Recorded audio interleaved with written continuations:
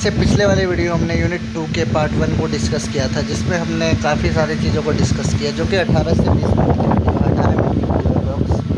तो इस वीडियोज़ में हम यूनिट नंबर 2 को कंप्लीट कर लेंगे। ये काफ़ी छोटी वीडियो होगी। नॉलेज एंड पैडागोजी क्या होता है? नॉलेज आप जानते हैं, knowledge and pedagogy are two interconnected aspects of education. दोनों ही एजुकेशन के एस्पेक्ट्स हैं that play virtual roles in the teaching learning process. Knowledge, you have already know about knowledge terms. Knowledge refers to the informations, concepts, theory, facts and skill. Knowledge इन सबसे refers करता है। theories, facts, skill acquired through learning experience. आप जानते हैं कि knowledge का organized form of information, concept, theory, facts acquired through experience से ही knowledge आता है। It forms the foundation of education. knowledge क्या एक तरह का फाउंडेशन का फॉर्म करता है। And it taught learning in educational settings, और ये हमारे एजुकेशनल सेटिंग्स में टॉट किया जाता है, पढ़ाया जाता है। और नॉलेज के कुछ टाइप्स है। Content knowledge is related to information understanding that students acquire in the various disciplines. जो भी डिसिप्लिन्स में, वेरियस डिसिप्लिन्स में स्टूडेंट्स को नॉलेज मिलता है, such as mathematics, science, literature, history and more, तो वो आपका हो जाएगा content knowledge. Second knowledge procedure knowledge. Procedure knowledge का मतलब होता है, procedure knowledge involves knowing how to specific task. कैसे कोई स्पेसिफिक टास्क पूरा हो रहा है, इसे हम बोलेंगे professional knowledge, procedural knowledge. Procedures are skills, it includes practical knowledge. Procedure knowledge जो होता है ये प्रैक्टिकल नॉलेज को क्या करता है, इंक्लूड करता है। फिर declarative knowledge refers to the factual information. Declarative knowledge जो होता है हमारा, वो फैक्चुअल इन्फॉर्मेशन पे बेस्ड होता है एंड कंसेप्ट पे बेस्ड होता है, प्रिंसिपल्स पे बेस्ड होता है। मेटाकॉग्निशन नॉलेज जो होता है हमारा refers to knowledge on cognitive process. अपने ही थिंकिंग प्रोसेस को पे होता है, अपने ही थिंकिंग प्रोसेस पे जो थिंकिंग पे यदि हम दोबारा से थिंकिंग करें तो वो मेटाकॉग्निशन नॉलेज होता है। Contextual knowledge and applied knowledge, ऐसा नॉलेज जो हमारे रियल लाइफ एग्जाम्पल से काम आए, तो उसे हमें बोलेंगे कंटेक्चुअल। तो पहले यहाँ पे आपको नॉलेज की डेफिनेशन लिखनी है, नॉलेज के टाइप्स निकले हैं यहाँ पे, contextual knowledge, metacognition knowledge, procedural knowledge, content knowledge, declarative knowledge.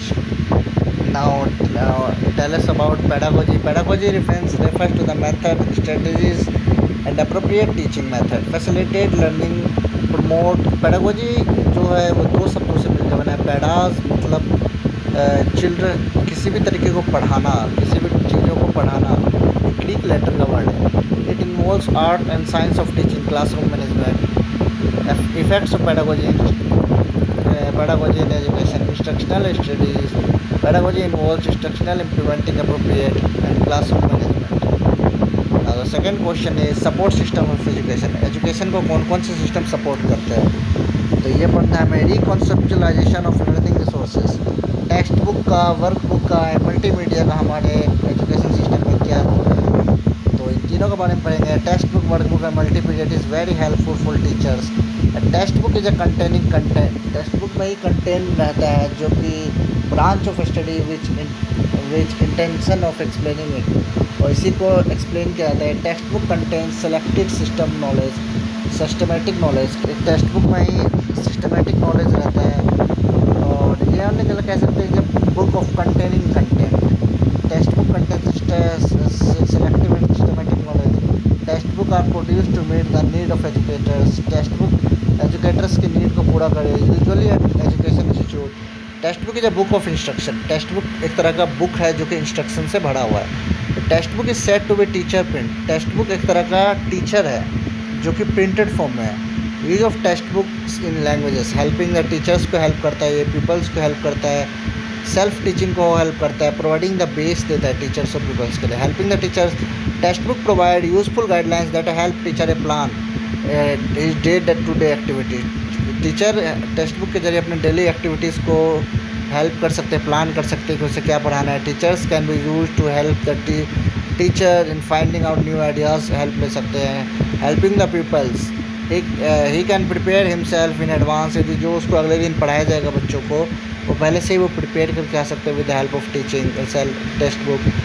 Helping in the self teaching, खुद की टीचिंग हम सेल्फ बुक से कर सकते हैं प्रिंटेड फॉर्म में। और providing base for teachers, teachers के लिए और स्टूडेंट्स के लिए, दोनों के लिए एक बहुत ही अच्छा बेस है हमारा टेक्स्ट बुक। एक अच्छे टेक्स्ट बुक के क्या क्राइटेरिया होना चाहिए? चाइल्ड सेंटर्ड होना चाहिए, बच्चों के इंटरेस्ट के अकॉर्डिंग होना चाहिए, क्लियर भाषा में उसमें लिखा होना चाहिए। जो text book should B clear and self explanatory. The language जो टेक्स्ट बुक की वो सूटेबल होनी चाहिए, बच्चों के एज के अकॉर्डिंग होनी चाहिए। Text book should be illustrated theory visual aids में पिक्चर्स होनी चाहिए, मैप्स होने चाहिए। Text book should be sample interest and attractive होना चाहिए। Text book should be frequently revise होना चाहिए, अपडेट होना चाहिए। Text book should be always tell truth, हमेशा ट्रुथ कहना चाहिए। It should not be biased नहीं होना चाहिए। Importance of good text book. The text book is an add, एक तरह का एड है जो कि बच्चों के लिए और टीचर्स के लिए दोनों के लिए काम आता है। It help the student to gain command, बच्चों को कमांड लाने में काफ़ी मदद करता है। It is a very good way, बहुत ही अच्छा तरीका है जिससे बच्चा इजी वे में अपने एजुकेशन को बढ़ा सकता है। टेक्स्ट बुक कंटेन एक्सरसाइज, इसमें एक्सरसाइज रहता है और इमेजिनेशन ऑफ स्टूडेंट्स रहते हैं। Text book is the store house of basic information, इसमें बेसिक इन्फॉर्मेशन रहता है। रियल लाइफ बेस्ड एग्जांपल होना चाहिए टेक्स्ट बुक में। पूरा एकेडमिक सिलेबस होना चाहिए, कंटेन एक्सरसाइज होने चाहिए, समराइज लर्निंग होनी चाहिए। तो यही सब एक अच्छे टेक्स्ट बुक की पहचान है। वर्क बुक क्या होता है? वर्क बुक और worksheet work paper issued by students, issued to students के लिए इशूड किए जाते हैं। वर्कशीट तो देखते रखे। Work books are usually filled with practice problem, इसमें प्रॉब्लम्स रहते हैं, काफ़ी सारे क्वेश्चन जो कि बच्चे करते हैं। It could be printed test, ये तरह का प्रिंटेड फॉर्म में होता है वर्कबुक। इलेक्ट्रॉनिक वर्कबुक में भी यूज्ड कंप्यूटर्स, लैपटॉप्स और वेब पेज। इलेक्ट्रॉनिक वर्कबुक भी होते हैं जो फ़ोन में आप पढ़ते हो। It is mixture of activities, it can be use for every subject practices के लिए किया जाता है। ये इसके इम्पोर्टेंस क्या है? ये हल्के होते हैं टेक्स्ट बुक से, lighter and smaller than text book. ये अट्रैक्टिव होते हैं, इजी होते हैं टीचर्स के लिए, सस्ते होते हैं प्राइस में, और इससे रियल लाइफ एग्जाम एक्सपीरियंस को ये प्रमोट करते हैं और फन एक्टिविटीज़ इसमें ज़्यादा होता है। ये इम्प्रूव ग्रामेटिकल वोकेबलरी, प्रोनाउंसिएशन को इम्प्रूव करते हैं। It is a good assessment tool है ये बहुत ही ज़्यादा। इट कवर्स लर्निंग ऑब्जेक्टिव्स को एक कवर्स करता है। मल्टीमीडिया रिसोर्सेज आप जानते हो, it is the integration of multimedia. This includes text, graphics, audio video clips, educational software involve, animation, sound. जो भी आप एनिमेशंस के वीडियो के थ्रू, किसी ग्राफिक्स के थ्रू आप सीखते हो, वो होता है हमारा multimedia resources. It is CD, DVD, ये हो सकता है हमारा। It is a great learning source, बहुत ही बड़ा लर्निंग सोर्स है। इसमें बच्चे इंटरेस्ट लेके पढ़ते हैं मल्टीमीडिया से। इसका एडवांटेज क्या है? कम्युनिकेशन अच्छा होता है, एक्सेसिबिलिटी सही है, इंक्रीज इंटरएक्टिविटी, एफिशिएंसी बढ़ गया है, greater flexibility, improve learning and retention, save time, बच्चे रिकॉर्डेड क्लास देख सकते हैं, सेव ट्रेनिंग एंड एंटरटेनिंग है एक तरह का, और multiple examples of practice method, practice भी कर सकते हैं बच्चे, मटेरियल्स भी मिल जाता है इंटरनेट पे। इंटरनेट के ज़रिए आप मल्टीमीडिया के ज़रिए आप क्या पढ़ सकते हो, ये हमारा। तो इसमें आपको 9 से 10 मिनट लिखना है। कम्युनिकेशन इनहेंस होता है, एक्सेसिबिलिटी, इंटरएक्टिविटी, एफिशिएंसी, फ्लेक्सिबिलिटी, आपका सेव टाइम बचता है, एंटरटेनमेंट है। तो यही सब। डिसएडवांटेज क्या है? एक्सपेंसिव होता है, सभी लोग यूज़ नहीं कर पाते हैं, और स्पेशल हार्डवेयर एंड सॉफ्टवेयर की ज़रूरत है। ये सब इसके डिसएडवांटेज है। Now the next question is what is monitoring and evaluation. तो मॉनिटरिंग जो होता है हमारा, it is a routine systematic collection information. Monitoring का मतलब होता है सिस्टमेटिक वे में किसी इन्फॉर्मेशन को कलेक्ट करना।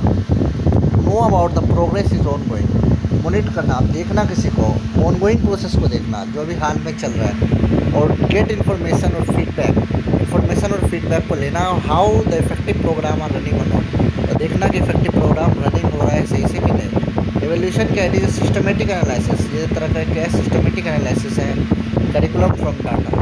एवोल्यूशन प्रोवाइड द इफेक्टिवनेस, ये इफेक्टिवनेस को प्रोवाइड करता है, and insight and help to design future perspective. Evolution help to conclude, evolution क्या है? एक तरह का सिस्टमेटिक वे है जो बच्चे के एजुकेशन का ही एक पार्ट है, जिसमें बच्चे के असेसमेंट को किया जाता है, उसके कमियों को देखा जाता है, और ये इफेक्टिवनेस होता है, इम्पैक्ट होता है, और इफिशिएंसी होता है। तो मॉनिटरिंग और सिस्टमेटिक में डिफरेंस क्या है?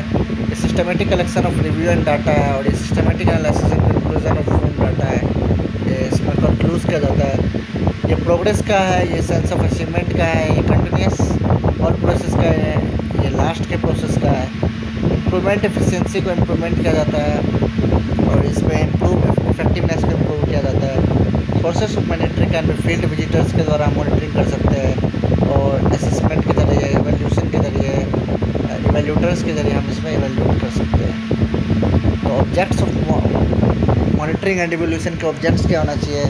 पहले इन्फॉर्मेशन को गैदरिंग करो, एनालिसिस करो, फिर परफॉर्मेंस ऑफ लर्नर्स को चेक करो, फिर improve the quality and activities को देखना और फिर डायग्नोस करना। तो पहले आप इकट्ठा करोगे इनके इन्फॉर्मेशन को, इनके परफॉर्मेंस को देखोगे, फिर उनका इम्प्रूवमेंट देखोगे, फिर आप डायग्नोस करोगे। तो मेथड्स कौन कौन से हैं इवैल्यूएशन करने के? ऑनलाइन मेथड है, CCTV camera, phones, video surveillance के द्वारा आप किसी को भी मॉनिटर कर सकते हो। ट्रेडिशनल मेथड यानी कि फील्ड विजिटर्स कहीं जाके आप चेक कर सकते हो स्कूल में मॉनिटरिंग करना।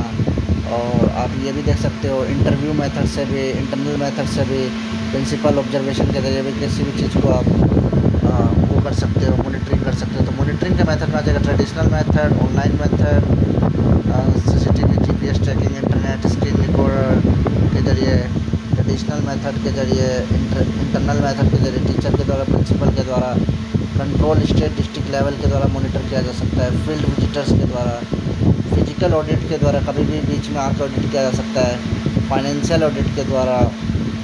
तो ये सब है आपके तरीके कैसे क्या करने के मेथड्स फॉर मॉनिटरिंग। स्टेप्स को क्या होने चाहिए मॉनिटरिंग करने के? पहले तो आपको आइडेंटिफाई करना है गोल ऑफ मॉनिटरिंग, फिर डिज़ाइन करना है, फिर इंटरप्रेट करना है, एनालिसिस करना है, फिर ट्रैक परफॉर्मेंस और फिर रिव्यू करना है।